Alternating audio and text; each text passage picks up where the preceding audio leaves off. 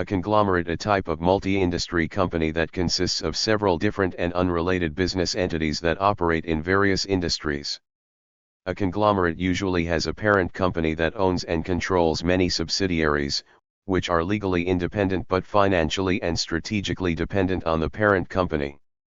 Conglomerates are often large and multinational corporations that have a global presence and a diversified portfolio of products and services.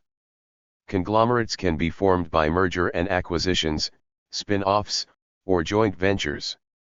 Conglomerates are common in many countries and sectors, such as media, banking, energy, mining, manufacturing, retail, defense, and transportation. This type of organization aims to achieve economies of scale, market power, risk diversification, and financial synergy. However, they also face challenges such as complexity, bureaucracy, agency problems, and regulation.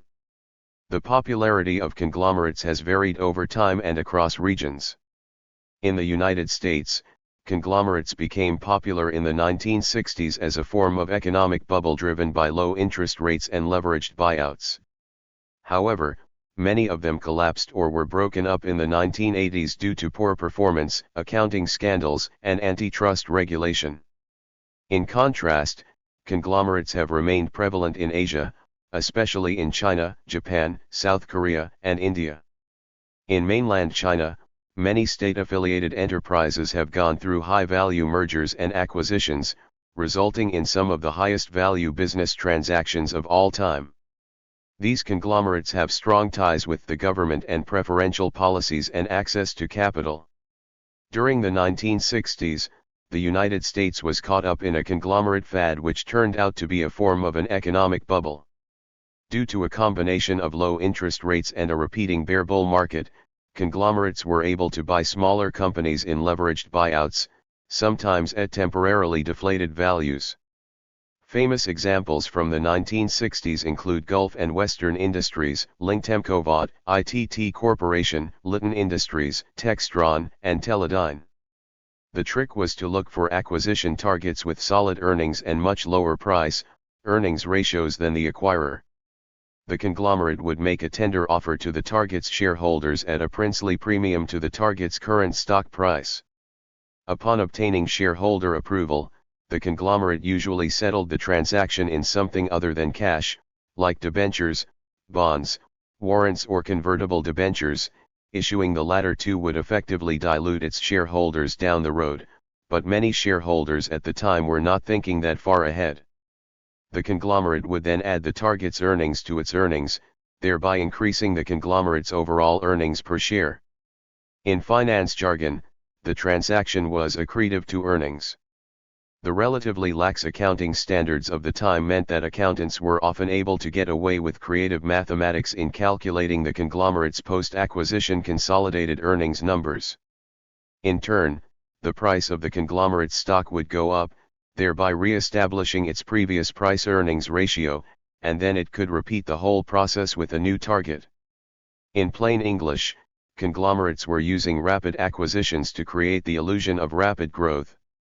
In 1968, the peak year of the conglomerate fad, U.S. corporations completed a record number of mergers, approximately 4,500.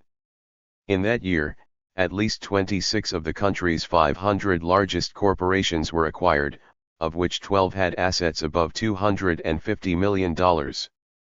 All this complex company reorganization had very real consequences for people who worked for companies that were either acquired by conglomerates or were seen as likely to be acquired by them.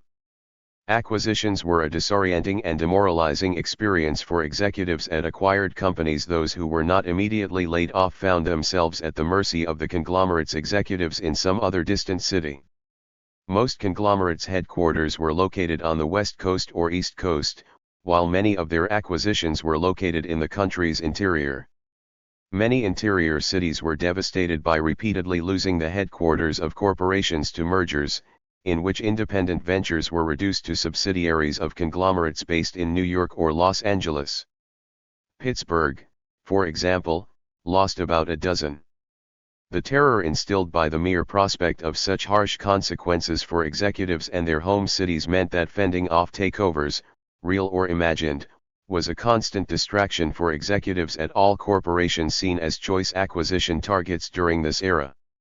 The chain reaction of rapid growth through acquisitions could not last forever. When interest rates rose to offset rising inflation, conglomerate profits began to fall. The beginning of the end came in January 1968, when Litton shocked Wall Street by announcing a quarterly profit of only 21 cents per share, versus 63 cents for the previous year's quarter. This was just a decline in earnings of about 19%, not an actual loss or a corporate scandal, and yet the stock was crushed, plummeting from $90 to $53. It would take 2 more years before it was clear that the conglomerate fad was on its way out. The stock market eventually figured out that the conglomerate's bloated and inefficient businesses were as cyclical as any others. Indeed, it was that cyclical nature that had caused such businesses to be such undervalued acquisition targets in the first place, and their descent put the lie to the claim that diversification allowed them to ride out a downturn. A major sell-off of conglomerate shares ensued. To keep going, many conglomerates were forced to shed the new businesses they had recently purchased, and by the mid-1970s most conglomerates had been reduced to shells. The conglomerate fad was subsequently replaced by newer ideas like focusing on a company's core competency and unlocking shareholder value, which often translate into spin-offs. In other cases, conglomerates are formed for genuine interests of diversification rather than manipulation of paper return on investment. Companies with this orientation would only make acquisitions or start new branches in other sectors when they believed this would increase profitability or stability by sharing risks. Flush with cash during the 1980s, General Electric also moved into financing and financial services, which in 2005 accounted for about 45% of the company's net earnings. GE formerly owned a minority interest in NBC Universal, which owns the NBC television network and several other cable networks. United Technologies was also a successful conglomerate until it was dismantled in the late 2010s. With the spread of mutual funds, especially index funds since 1976, investors could more easily obtain diversification by owning a small slice of many companies in a fund rather than owning shares in a conglomerate. Another example of a successful conglomerate is Warren Buffett's Berkshire Hathaway, a holding company which used surplus capital from its insurance subsidiaries to invest in businesses across a variety of industries. The end of the First World War caused a brief economic crisis in Weimar Germany, permitting entrepreneurs to buy businesses at rock-bottom prices. The most successful, Hugo Stinnes, established the most powerful private economic conglomerate in 1920s Europe, Stinnes Enterprises, which embraced sectors as diverse as manufacturing, mining, shipbuilding, hotels, newspapers, and other enterprises. The best-known British conglomerate was Hanson plc. It followed a rather different timescale than the US examples mentioned above, as it was founded in 1964 and ceased to be a conglomerate when it split itself into 4 separate listed companies between 1995 and 1997. In Hong Kong, some of the well-known conglomerates include Jardine Matheson, AD 1824, Swire Group, AD 1816, British companies, one Scottish, one English, companies that have a history of over 150 years and have business interests that span across 4 continents with a focus in Asia. CK Hutchison Whampoa, now CK Hutchison Holdings, Sino Group, both Asian-owned companies specialize business such as real estate and hospitality with a focus in Asia. Swire Group, AD 1816, or Swire Pacific, started by Liverpool natives the Swire family, which controls a wide range of businesses, including property, Swire Properties, aviation, i.e. Cathay Pacific, beverages, bottler of Coca-Cola, shipping and trading. Jardine Matheson, AD 1824, operates businesses in the fields of property, Hong Kong land, finance, Jardine Lloyd Thompson, trading, retail, dairy farm, and hotels, i.e. Mandarin Oriental. CK Hutchison Holdings Limited, telecoms, infrastructure, ports, health and beauty retail, energy, finance. Sino Group. In Japan, a different model of conglomerate, the keiretsu, evolved. Whereas the Western model of conglomerate consists of a single corporation with multiple subsidiaries controlled by that corporation, the companies in a keiretsu are linked by interlocking shareholdings and a central role of a bank. Mitsui, Mitsubishi, Sumitomo are some of Japan's best-known keiretsu, reaching from automobile manufacturing to the production of electronics such as televisions. While not a keiretsu, Sony is an example of a modern Japanese conglomerate with operations in consumer electronics, video games, the music industry, television and film production and distribution, financial services, and telecommunications. In China, many of the country's conglomerates are state-owned enterprises, but there is a substantial number of private conglomerates. Notable conglomerates include BID, CIMC, China Merchants Bank, Huawei, JXD, Meizu, Ping An Insurance, TCL, Tencent, TP-Link, ZTE, Legend Holdings, Dalian Wanda Group, China Poly Group, Beijing Enterprises, and Fosun International. Fosun is currently China's largest civilian-run conglomerate by revenue. In South Korea, the chaebol is a type of conglomerate owned and operated by a family. A chaebol is also inheritable, as most of the current presidents of chaebol succeeded their fathers or grandfathers. Some of the largest and most well-known Korean chaebols are Samsung, LG, Hyundai, Kia, and SK. In India, family-owned enterprises became some of Asia's largest conglomerates, such as the Aditya Birla Group, Tata Group, Emami, Kirloskar Group, Larsen & Toubro, Mahindra Group, Bajaj Group, ITC Limited, ESA Group, Reliance Industries, Adani Group and the Bharti Enterprises. In Brazil the largest conglomerates are JNF Investimentos, Odebrecht, Itaúsa, Camargo Correa, Votorantim Group, Andrade Gutierrez, and Quiras Galvao. In Turkey the largest conglomerates are KOC Holding, Sabancı Holding, Yildiz Holding, Cukurova Holding, Dogus Holding, Dogan Holding. In New Zealand, Fletcher Challenge was formed in 1981 from the merger of Fletcher Holdings, Challenge Corporation, and Tasman Pulp and Paper, in an attempt to create a New Zealand-based multinational company. At the time, the newly merged company dealt in construction, building supplies, pulp and paper mills, forestry, and oil and gas. Following a series of bungled investments, the company demerged in the early 2000s to concentrate on building and construction. In Pakistan, some of the examples are Adamji Group, Dawood Hercules, House of Habib, Loksun Group, and Nishit Group. In the Philippines, the largest conglomerate of the country is the Ayala Corporation, which focuses on malls, bank, real estate development, and telecommunications. The other big conglomerates in the Philippines included JG Summit Holdings, Lopez Holdings Corporation, ABS-CBN Corporation, GMA Network Incorporated, MediaQuest Holdings, TV5 Network Incorporated, SM Investments Corporation, Metro Pacific Investments Corporation, and San Miguel Corporation. In the United States, some of the examples are the Walt Disney Company, Warner Brothers Discovery and the Trump Organization, see below. In Canada, one of the examples is Hudson's Bay Company. Another such conglomerate is J.D. Irving, Limited, which controls a large portion of the economic activities as well as media in the province of New Brunswick. Advantages and disadvantages of conglomerates. Advantages. Diversification results in a reduction of investment risk. A downturn suffered by one subsidiary, for instance, can be counterbalanced by stability, or even expansion, in another division. For example, if Berkshire Hathaway's construction materials business has a good year, the profit might be offset by a bad year in its insurance business. This advantage is enhanced by the fact that the business cycle affects industries in different ways. A conglomerate creates an internal capital market if the external one is not developed enough. Through the internal market, different parts of the conglomerate allocate capital more effectively.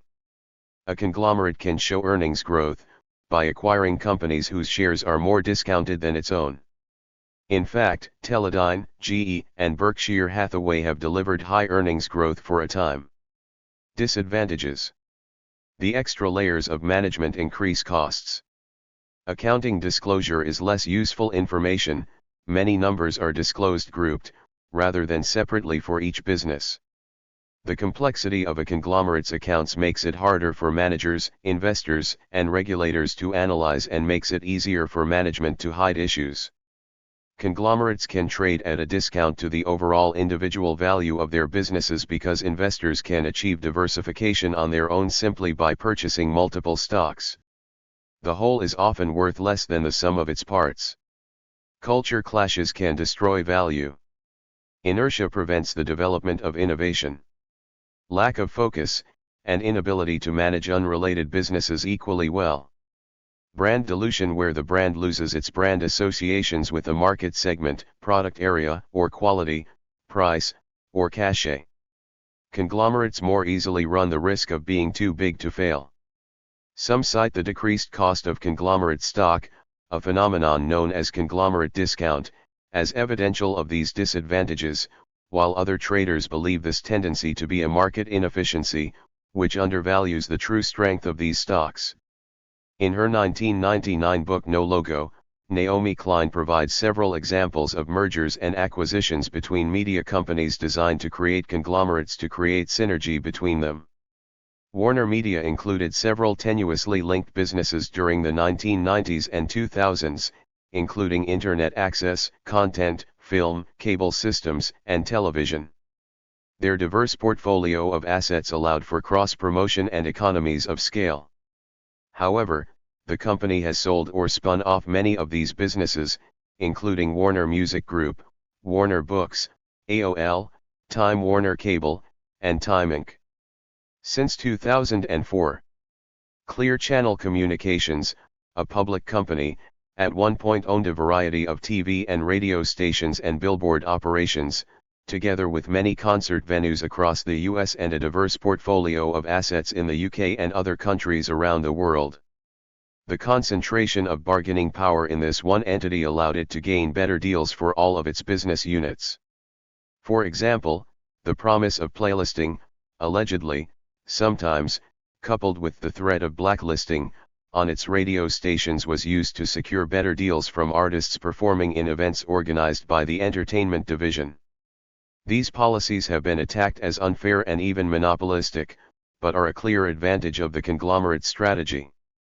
On December 21, 2005, Clear Channel completed the divestiture of Live Nation, and in 2007 the company divested their television stations to other firms, some of which Clear Channel holds a small interest in. Live Nation owns the events and concert venues previously owned by Clear Channel Communications. Impact of conglomerates on the media. The four major media conglomerates in the United States are the Walt Disney Company, Comcast, Warner Brothers, Discovery, and Paramount Global. The Walt Disney Company is linked with the American Broadcasting Company, ABC, creating the largest media corporation, with revenue equal to roughly $36 billion. Since Walt Disney owns ABC, it controls its news and programming. Walt Disney also acquired most of Fox, for over $70 billion. When General Electric owned NBC, it did not allow negative reporting against General Electric on air. NBC Universal is now owned by Comcast. Viacom merged with CBS in 2019 as Viacom-CBS, now Paramount Global, after originally merged in 2000 with Viacom as the surviving company, while also Viacom divested CBS in 2006 due to FCC regulations as the time. A relatively new development, internet conglomerates, such as Alphabet, Google's parent company, belong to the modern media conglomerate group and play a major role within various industries, such as brand management. In most cases, internet conglomerates consist of corporations that own several medium-sized online or hybrid online-offline projects. In many cases, newly joined corporations get higher returns on investment, access to business contacts, and better rates on loans from various banks. Similar to other industries, many food companies can be termed as conglomerates. The Philip Morris Group, which once was the parent company of Altria Group, Philip Morris International, and Kraft Foods, had an annual combined turnover of $80 billion. Philip Morris International and Kraft Foods later spun off into independent companies. Thank you for watching this video.